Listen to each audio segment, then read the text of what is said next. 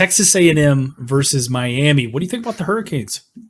What do I think about the old Hurricanes? I tell you what, Miami is a team, Christian. They're 4-point dogs at home, which is kind of surprising to me after the way they looked last week. Is Tyler Van Dyke the answer? I think so. I think he looked good so far this year. In one game, obviously, guys, he was 17-22 for 201 yards, 1 touchdown, 1 interception. They're going to obviously have to play better than that, though. I think he's going to have to complete some passes, some big throws. I watched that whole game. Miami pretty much dominated that from start to finish against Miami, Ohio. I mean, and there was a big rivalry thing about who's the best Miami team. It was stupid. It was like, why are we even having this conversation while I was watching the show or watching the game live? But if I'm Miami, you got to be able to run the football. They have one of our not backups, but a kid that played with us last year at Nebraska, AJ Allen. They got literally a 5-headed monster over there at Miami, Christian. They had the Parrish Jr. kid. I think he had 90 yards rushing at TD. They got Fletcher. He had 9 for 76. They had AJ Allen, I think, had 50 yards, and another kid had about 40. They rotate backs like crazy there.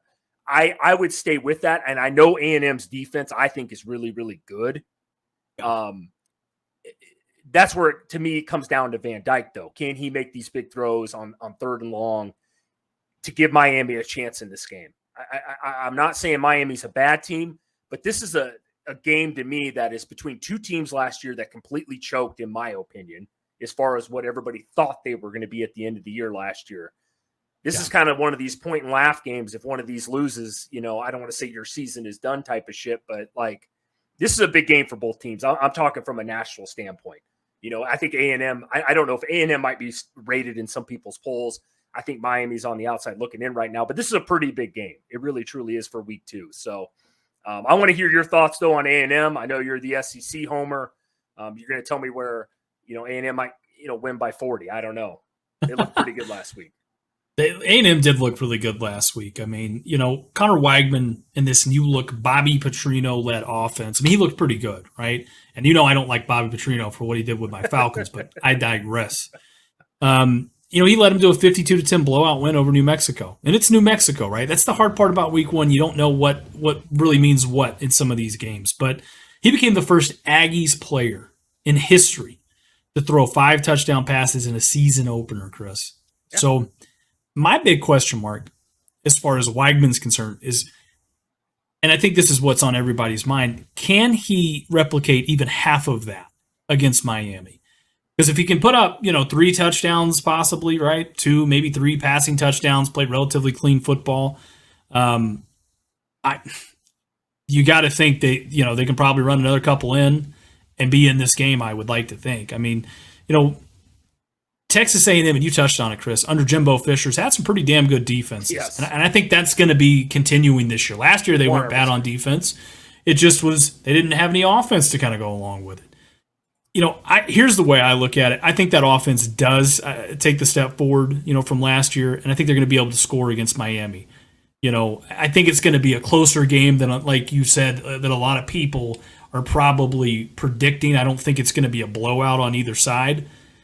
But Texas A&M, and the better question is, they might be a sleeper team, right? That in the SEC West this year is that we need to keep an eye on, right? I mean, they've got that potential, especially if quarterback play in the offense, clicks all year long. I mean, they could come for the West, and they could just maybe be an outside looking in playoff spot there, Chris. Boy, that's a bold take there.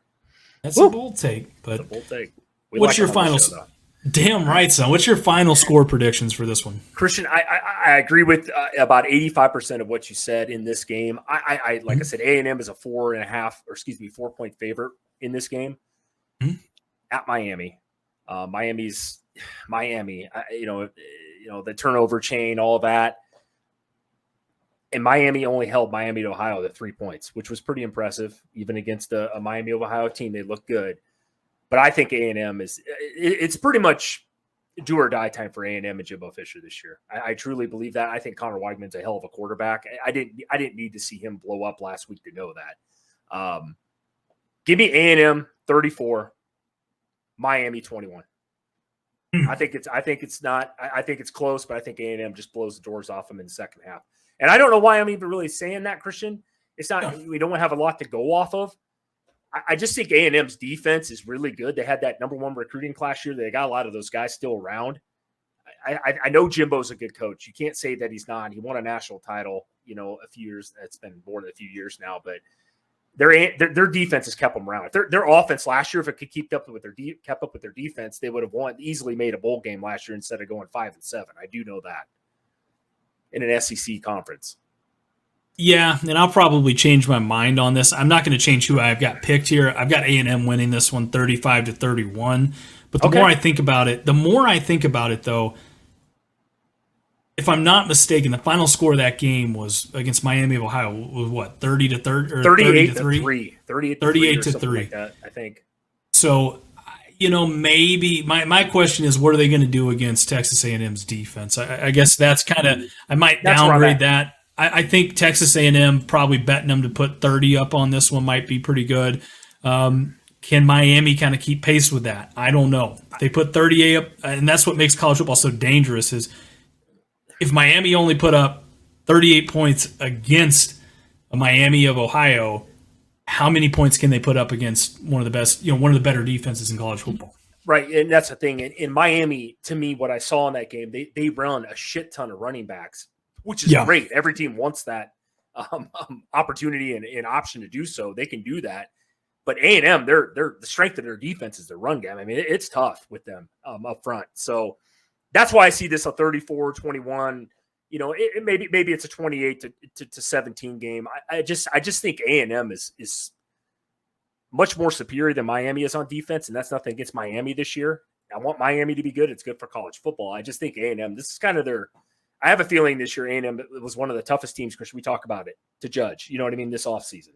Like record-wise, ranking-wise. They have an opportunity this year to really do something. And I'm just going to – I'm gonna hop on that bandwagon. I'm going to be that guy toting around Texas A&M and, Jimbo Fisher this year, which is hard for me to say.